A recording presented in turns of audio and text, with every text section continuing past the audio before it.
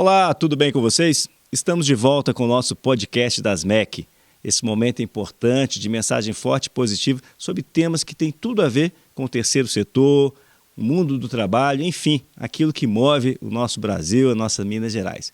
E hoje estamos muito felizes, estamos recebendo aqui nos estúdios Emerson Andrada, o nosso coordenador geral do Sindeletro, que vai poder tratar sobre a privatização da CEMIG e a privatização da Copasa. Isso que nós entendemos que é um absurdo. Patrimônio do povo mineiro, um dos ativos mais importantes do Brasil, não pode ser assim dilapidado por um governo que está passando por acaso aqui no Estado. Então a gente precisa estar debatendo isso sim, junto com a sociedade, e o Emerson está promovendo aí uma campanha junto com outros sindicalistas, outros trabalhadores, lideranças, para que isso chegue até o conhecimento da população. Bom dia, Emerson, tudo bom com você? Bom dia, Denilson, bom dia aí aos ouvintes aqui do podcast das MEC. Agradeço imensamente a oportunidade de estar conversando aqui com vocês. Olha, nós estamos hoje, nessa quarta-feira, no segundo seminário, tratando sobre esse debate, levando isso para a população, porque parece que os meios de comunicação oficiais não estão debatendo isso. A comunicação oficial do governo, muito pelo contrário, está tentando colocar uma cortina de fumaça nisso. Então vocês estão trazendo esse debate público, amplo e aberto, para que o patrimônio do mineiro não seja dilapidado. Comenta um pouquinho disso para nós. Então, primeiro é importante a gente entender que durante esse processo de tentativa de privatização das empresas públicas do Estado de Minas Gerais, principalmente CEMIG e Copasa, ela, de acordo com a Constituição Mineira, ela precisa passar pela população de Minas. O que o governador Zema está tentando fazer é alterar a Constituição Mineira para que a população não dê a sua opinião sobre esse processo. E a tentativa de mudança da Constituição, ela está tramitando dentro da Assembleia Legislativa totalmente oculta da população. Os meios de comunicação não divulgam, menos ainda os meios de comunicação oficial, que parece que são proibidos de falar no tema, e nós, as representações sindicais, o Sindeletro, o Sindago, o Sindicato dos Trabalhadores da Copasa, o SENS, o Sindicato dos Engenheiros, junto com diversas associações, movimentos populares, movimentos sociais, centrais sindicais, estamos construindo esse debate com a população para suprir esse vácuo que o poder público não tá cumprindo. Então nós estamos realizando uma sequência de debates em forma de seminário. Nós fizemos um evento na Casa do Jornalista na semana passada. Hoje faremos essa aula pública na Praça 7 e no dia 6 vamos encerrar esse processo essa etapa do processo de debate no auditório da Faculdade de Direito da UFMG, ali na Rua João Pinheiro, com convidados e a população em geral, vindos do estado inteiro, que vem fazer esse debate importante sobre qual é o destino que nós queremos dar para as nossas empresas públicas. Interessante. Às vezes a pessoa que está nos ouvindo pode perguntar, mas o que tem a ver a PEC 24? O Estado está devendo mesmo? Talvez isso seria até interessante. E a gente quer mostrar que não. Teve aí o Propag, que foi um programa de pagamento pleno das dívidas do Estado, não só de Minas Gerais, mas do Brasil inteiro, lançado pelo governo federal, iniciativa aí do senador Rodrigo Pacheco. E um dos pressupostos desse Propag era entregar o Estado devedor. E aqui, esse atual governo pegou com 110 milhões, bilhões, está deixando com 165 bilhões. Tinha que apresentar 20%. E aí o que acontece? Foi lançada algumas possibilidades. A Copasa, a CEMIG, a Codemig, a Codenge, outros ativos que o governo apresentou. E me parece que foi, sim, suficiente a Codenge e a Codemig. Ora, Copasa e CEMIG não precisariam estar sendo arrolada nessa PEC 24. Mas o governo, de forma esperta, mal intencionada e espertamente, colocou nesse bojo aí a apreciação dessas duas empresas, os dois maiores ativos do Estado, para poder ser vendido. Só para você ter uma ideia, a CEMIG investiu um total de 13,5 milhões em 43 projetos sociais, 2,7 milhões em entidades filantrópicas. Em resumo aqui, 10 milhões de incentivo cultural para o Natal da Mineridade, 70 milhões no programa CEMIG para hospitais, 1,10 milhões em substituição de iluminação nas unidades de saúde, projeto social, em um total de 5,7 bilhões no total de investimento em Minas Gerais só em 2024. Ou seja, todos esses investimentos em subestações, a sua estrutura, na ampliação, na eficiência energética, mas, sobretudo, projetos sociais. Como é que você abre mão de uma empresa dessa? Então, a CEMIG é a maior investidora em projetos sociais no estado de Minas Gerais e, mais do que isso, é a maior empresa, é o maior investimento empresarial em todo o estado de Minas Gerais, é feito pela CEMIG, com um investimento de 5,7 bilhões no último ano e com a previsão de investimento de mais de 50 bilhões nos próximos 4 anos. Então, veja você, a perspectiva, a possibilidade de gestão desses investimentos dentro do melhor interesse do povo mineiro é uma joia que a gente não deveria abrir mão. E aí nós temos um governador que se diz administrador, que se diz um gestor empresarial, mas que quer vender as empresas do estado de Minas Gerais a um preço irrisório. Você citou o grupo Codemig e Codenche. Há no mercado quem avalie o Codemig e Codenche em até 50 bilhões. E o governador de Minas está jogando o preço para baixo. Você imagina bem, você querer vender um patrimônio seu e jogar o preço para baixo para justificar a necessidade de venda da CEMIG e da Copasa. Chega a dar vergonha. E olha que essa empresinha que nós estamos falando aqui, Codemig e Codenche, é a que detém a titularidade da exploração do nióbio, que é um mineral raro, que em Minas Gerais tem 80% da produção do Brasil. E o Brasil representa mais de 50% da produção mundial desse minério, que é raríssimo, é utilizado aí na produção de complementos de computadores, né, de inteligência artificial, enfim, é o que sinaliza para o futuro. E o nosso governo querendo entregar a preço de banana, ou melhor, casca de banana, que valoriza muito casca de banana, né? Um mineiro que não sabe comer uma banana também nos envergonha. Essa questão dos minerais também é uma questão muito importante da gente debater, porque a gente tem visto aí o debate mundial, o Trump fazendo tarifaço para os países do mundo, vários países do mundo, e no final das contas esse tarifaço tem a busca das riquezas dos países para os quais ele está tarifando.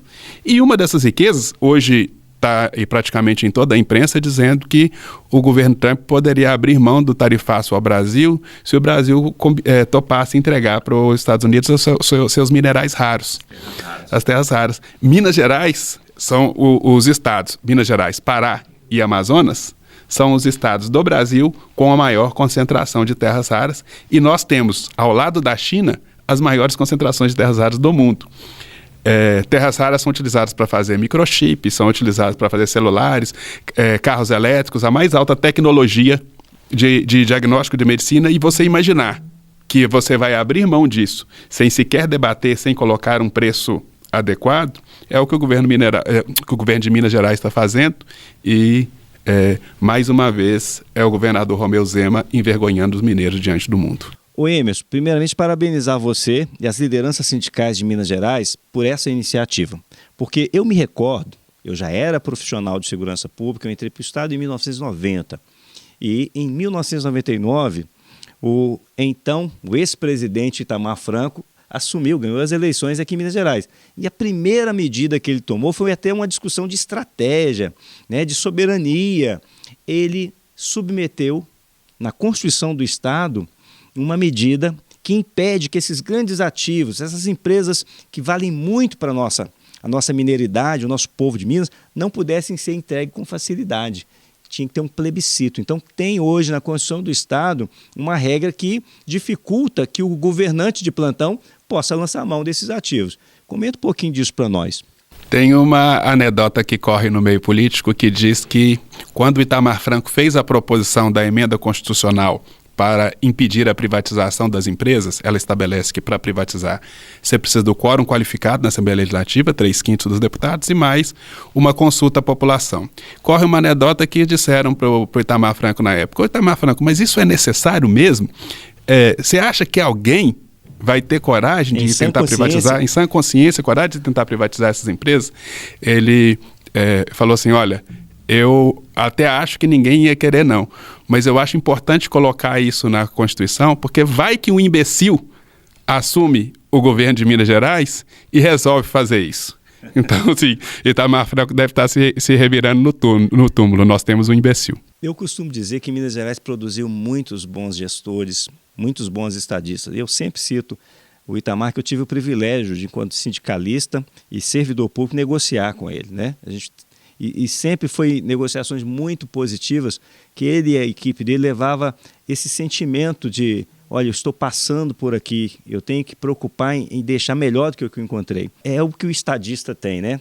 Eu pude ali naquele momento conversar com o Henrique Argrives, com o próprio Alexandre de Uperrá, né? Que na época era o secretário de administração. E tantos que contribuíram muito com esse debate. E a gente vê que hoje há uma falta de cuidado, um desrespeito com aquilo que é do povo mineiro, um estado que tem tradições, não é verdade? E a relação com o trabalhador também era muito mais respeitosa. Hoje, pelo que eu vejo, vocês têm dificuldade. Nós da segurança nós temos, vocês da CEMIG, os eletricistas também têm, o pessoal da Copasa também tem, os educadores do nosso estado, né, têm dificuldade tamanha de estabelecer uma pauta de negociação, tratativa de representar os trabalhadores. Absolutamente não existe diálogo entre o Estado de Minas Gerais, né, a representação do governo com a representação dos trabalhadores e trabalhadoras que estão a serviço do Estado de Minas Gerais. Não está a serviço do governador, não está a serviço do governo de plantão, está a serviço do Estado de Minas Gerais. E absolutamente não existe diálogo. Mas, para além do diálogo, eu ainda acho que tem uma coisa ainda mais absurda, que é a adoção daquilo que nós chamamos de assédio moral como prática de gestão. Com qualquer segmento do servidor... E assédio moral mata. Assédio moral mata. Temos legislação, Lei Complementar 116 de 2011, estabelecendo exatamente uma ferramenta de enfrentar, porque mata, adoece e mata. E mata. Recentemente o assédio moral foi incluído, inclusive, na NR1, como um dos fatores de risco ambiental no trabalho, no ambiente do trabalho, porque mata. E aí... a gente, lá dentro da CEMIG, a gente reclama desse constante assédio, mas se você conversar com trabalhadores da Copasa, a mesma prática acontece. Polícia Civil, a mesma coisa. A mesma prática acontece, Polícia Civil, Polícia Militar, Perdemos Saúde. a Rafaela Drummond, há 2 anos atrás, né, suicidou, depois de uma série de assédio moral reiterado, né? E isso não é um caso isolado. Eles gostam muito de falar, isso é um fato. Não é um fato isolado. É o adoecimento do trabalhador no ambiente de trabalho pela omissão de quem deveria ter o dever legal, garante, de impedir que aquilo acontecesse. Uma sucessão de fatos isolados não pode ser considerado fato isolado, né? E quando as práticas utilizam a mesma metodologia, a gente começa a imaginar que os gestores, mais do que sendo autorizados a praticar, estão sendo treinados na prática do assédio moral. Isso, para mim, é o mais estarrecedor. Isso tem que ser denunciado e tem que ser processado, né? Ministério Público, Poder Judiciário tem que dizer o direito, porque se faltava um instrumento legal para isso, hoje não falta mais, né? Foi articulação, inclusive, lembrar aí o trabalho bonito do Jefferson, bonito do Jairo, né? Do Marcelo Correia, que foi seus antecessores aí, e de tantos outros dirigentes sindicais, do nosso companheiro Renato Barros, né, do Carlinhos Martins, de tantos e tantos, Geraldo Henrique da Conceição, que teve um papel fundamental para a aprovação dessa legislação, que hoje o Judiciário tem um instrumento para poder punir e afastar do ambiente da gestão pública esse tipo de assediador patológico, doente, né, prejudicar um servidor concursado, um servidor que presta serviço para a população, que trabalha em área de risco, não é verdade? E você ainda assediar, prejudicar aquele servidor, não pode, né?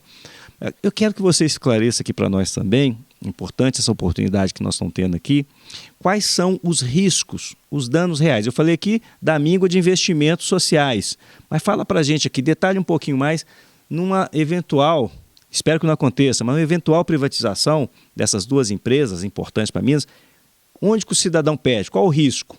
A gestão pública, o que perde com isso? A gente certamente, caso o governador Romeu Zema chegasse ao seu intento, acreditamos que não chegará, mas caso ele chegasse ao seu intento, a gente certamente teria um efeito cascata de danos para a população. O primeiro dano palpável, visível, é o reajuste das tarifas. A empresa investe, ela compra ações da CEMIG, da Copasa, da empresa pública, e imediatamente ela deseja obter o retorno desse gasto financeiro que ela teve. E para obter esse retorno do gasto financeiro, quais são as duas principais metodologias? A primeira é o aumento da tarifa e o segundo é a redução da manutenção e do serviço disponível para a população. Precarização. A precarização do serviço. A qualidade Exatamente. cai. Exatamente. Nós vimos São Paulo recentemente aí, ficou quantos dias sem energia elétrica? Perdidos. Hospital sem energia. Escola sem energia. Houveram bairros inteiros que ficaram 15 dias sem energia elétrica num dos maiores centros comerciais e industriais do mundo. É uma das coisas assim, que se você imaginasse isso há 5, 10 anos atrás, seria impensável. Você imaginar uma região do centro de São Paulo, mais de 100 mil, de 200 mil pessoas sem energia elétrica durante um período de 15 dias. Isso não é compatível com um país que se pretende uma das maiores nações do mundo. 10ª economia do mundo. 10ª economia do mundo, que tem pretensão de, nos próximos anos, chegar à 6ª, 5ª economia do mundo. Não é compatível você imaginar que você vai deixar comunidades inteiras, indústrias, hospitais, sem acesso à energia elétrica. Então nós temos esse caso de São Paulo, nós temos o caso da Saneouro em Ouro Preto, que foi privatizado o saneamento lá, e o custo do fornecimento de água subiu mais de 100%, e hoje a prefeitura de Ouro Preto subsidia mais de 53% do custo do saneamento, porque mas a população... Mas isso não estava lá no processo de privatização, né? A necessidade do município ter que socorrer a empresa privada. Se o município vai socorrer a empresa privada, seria melhor que o município continuasse executando, que antes era o município que executava. Seria melhor que continuasse executando. Você entrega para a empresa privada, mas você continua pagando o custo e, no final das contas, a lucratividade da empresa. Mas a gente tem outros exemplos interessantes. Nós temos o exemplo do Amapá, que chegou a ficar 21 dias sem energia elétrica. Nós temos o exemplo de Goiás, que o governador de Goiás, que é um governador de direita, chegou a pedir a reestatização da empresa da CELG, né, da Companhia Elétrica de Goiás. Pediu arrego. Pediu arrego, porque as sucessivas intervenções junto à empresa não dão resultado. Porque a empresa... É curioso que a gente tem um sistema de regulação que diz que a empresa que não cumprir as regras, ela toma multa e etc. São as agências, né? As agências reguladoras. Para fazer essa regulação. No caso da energia elétrica é a ANEEL.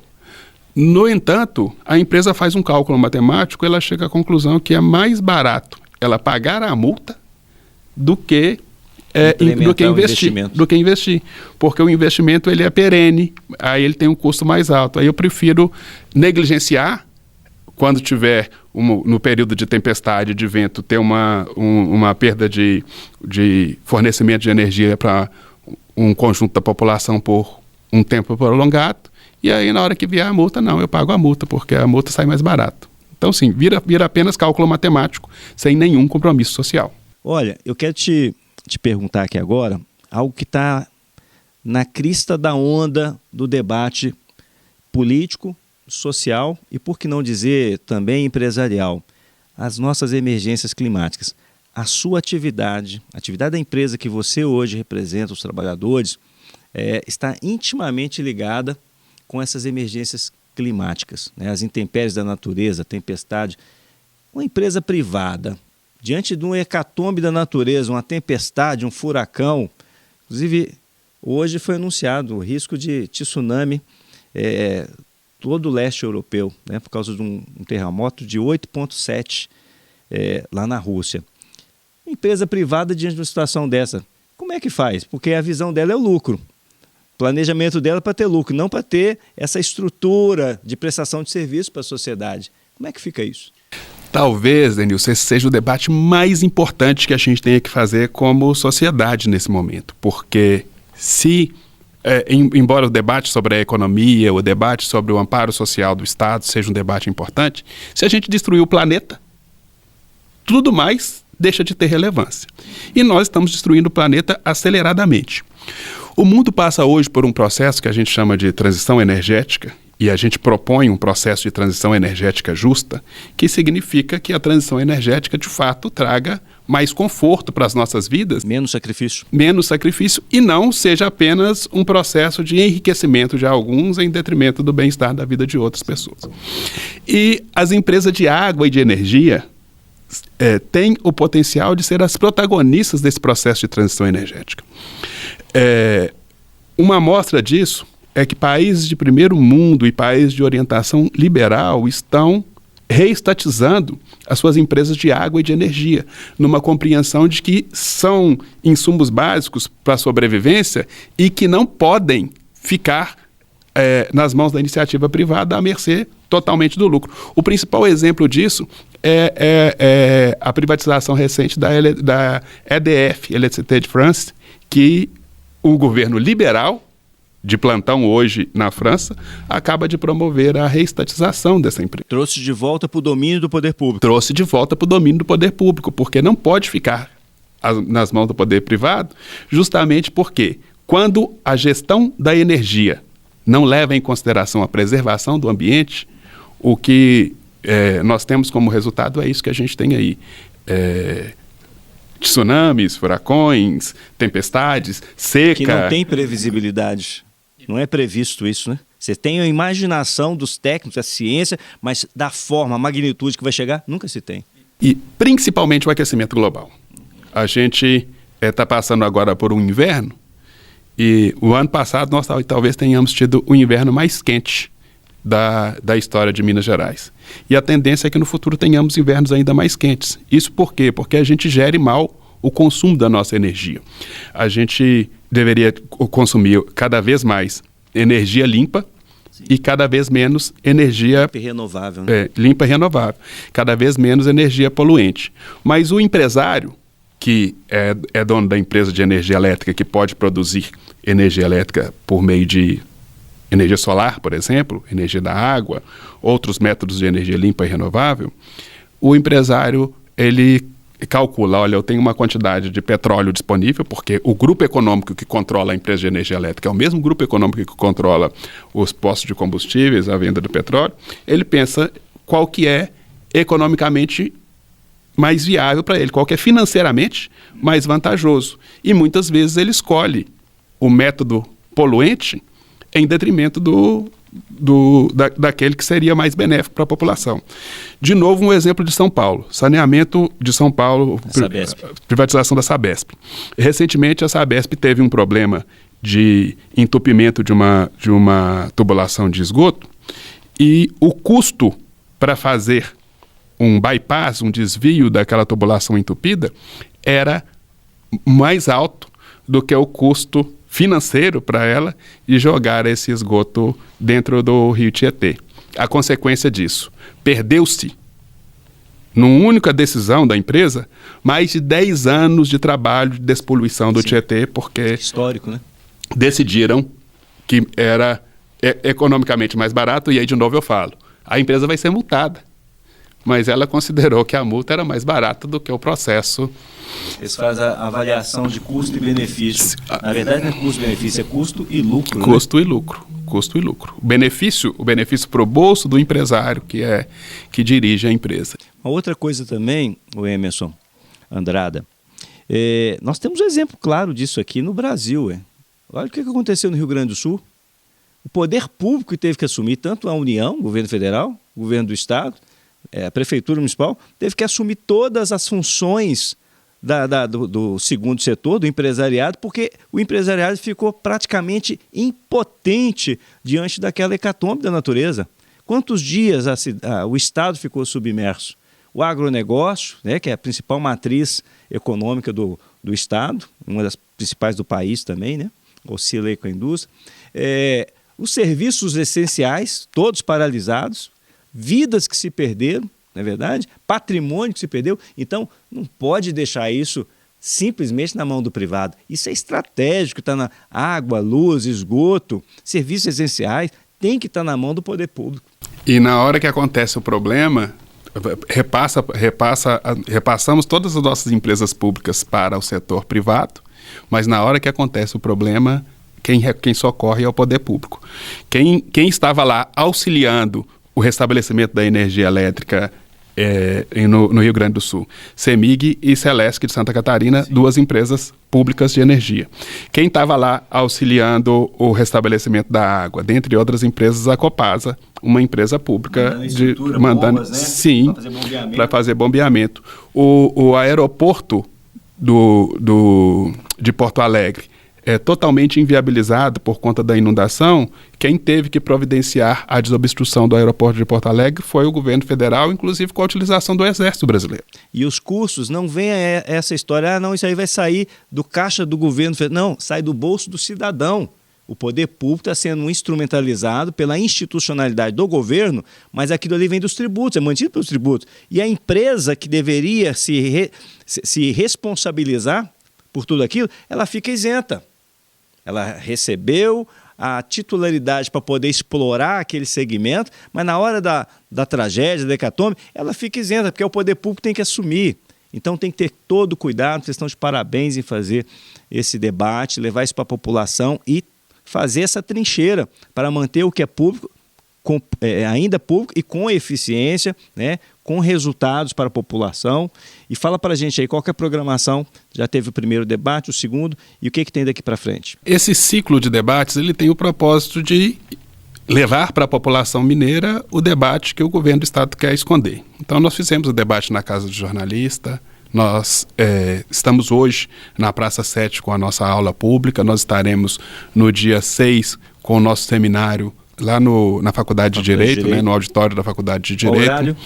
A partir das 14 horas. Estaremos lá, hein, gente? A partir da volta do recesso parlamentar, agora na semana que vem, o debate também retorna para a Assembleia Legislativa. E nós estaremos presentes na Assembleia Legislativa, acompanhando esse debate, dando apoio para os deputados e deputadas que se colocam contrários a essa proposta, e vamos constantemente convocar a população para se manifestar e para dar o seu posicionamento, a sua opinião nesse processo.